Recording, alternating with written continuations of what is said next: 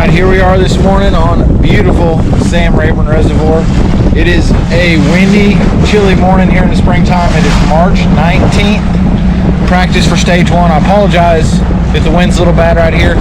We're going to do a little bit of a practice vlog. I'm going to roll 2 days into one video and kind of just break down what I'm thinking here as I'm modeling out from Castle Boykin.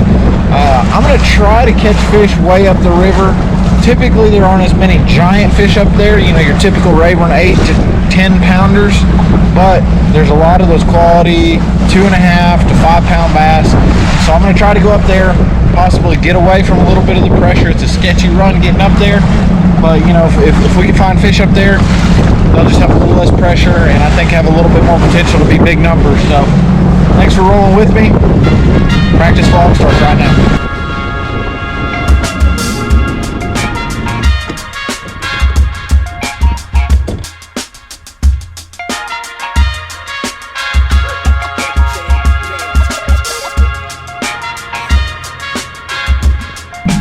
So far we've had a pretty slow start. I have not had a bite yet. Fished for about, I don't know, 30, 45 minutes. I'm way up in Stanley Creek, pretty far up the lake. Stanley is about the furthest community hole area on Sam Rayburn. Once you get above Stanley, it's kind of no man's land up there. There's a lot of fish up there, but you know, in my opinion, Stanley is the starting point for kind of the river upper end of the lake. And you know, the most important thing, we're seeing water temps in the 60s. It is a cold morning, so I'm sure it's a few degrees cooler than it has been. But I've noticed we've had a really hard north wind the past few days, and it looks like the water is probably down that far just because of how hard the wind's been blowing. And you know, when you add that in with the cold water, that could have these fish a little weird. You know, you've got a cool off and falling water when they're trying to spawn. That could throw them into a little bit of a funk. So I don't know if I'm fishing past fish or if there was just no fish on that first stretch. There's a good chance that there just weren't fish on that first stretch, but we're gonna keep hunting around up here because I know they live in the street.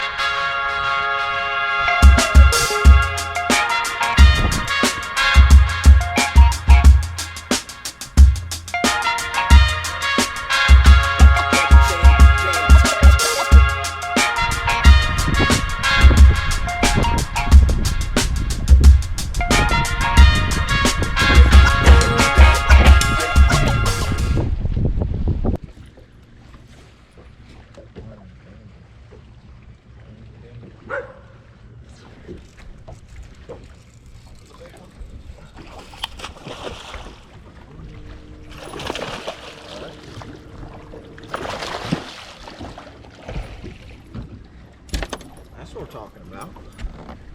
That's a 4 pounder, 4.5.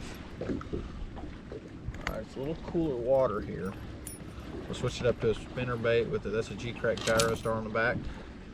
That's a big fish. That's every bit of like 4 3/4. I'm gonna get her put back because there's a boat coming, but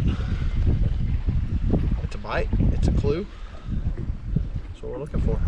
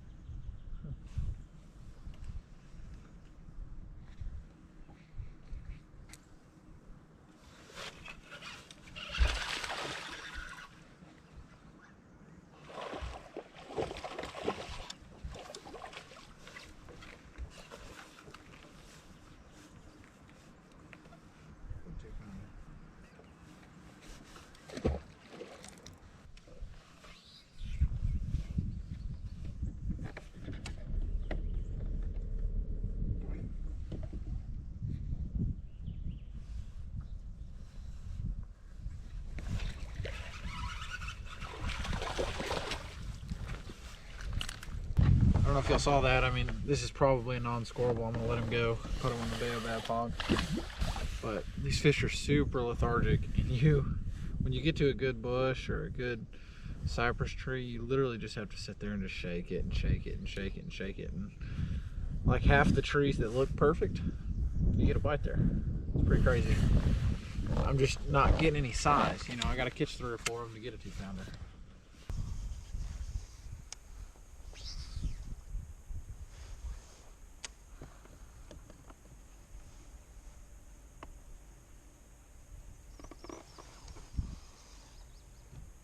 There's one.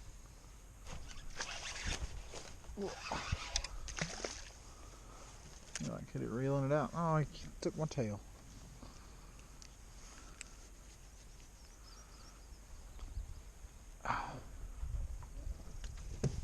Not a big one. We're gonna do better than that at Sam Rayburn.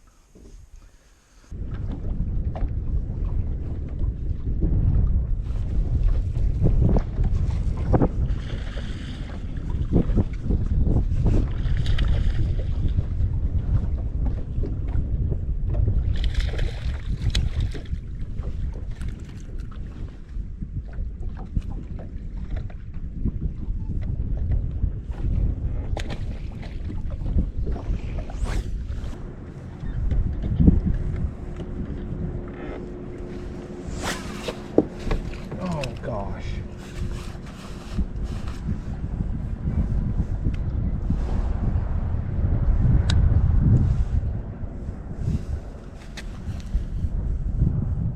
Well, did you hear that?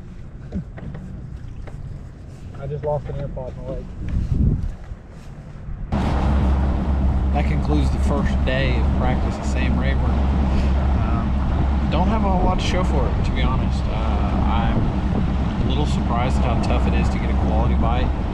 I can get a decent number of bites shallow, but there's no size to them. I mean, it's a lot of 1.5 pounds. Every once in a while you catch a 2-pounder, and that's just not going to cut it. I did catch a few fish this evening on a chatterbait, you know, and that is something that interests me, because, you know, those are pre-spawn fish, and the quality seemed to be a little bit better. At least every time I set the hook, it seemed like it was a 2-pounder, and I did catch one about 4. So we've got that to go off of. I'm kind of scratching my head here. You know, I want to go fish shallow. I want to go throw bright spots and sight fish, but you know, with as cool as the water is, and as cool as the nights are going to be the next few nights, I might need to be trying to find out a way to catch them on a chatterbait, and a lipless crankbait, and things like that. So I'm going to think about it tonight. We'll see you out there in the morning.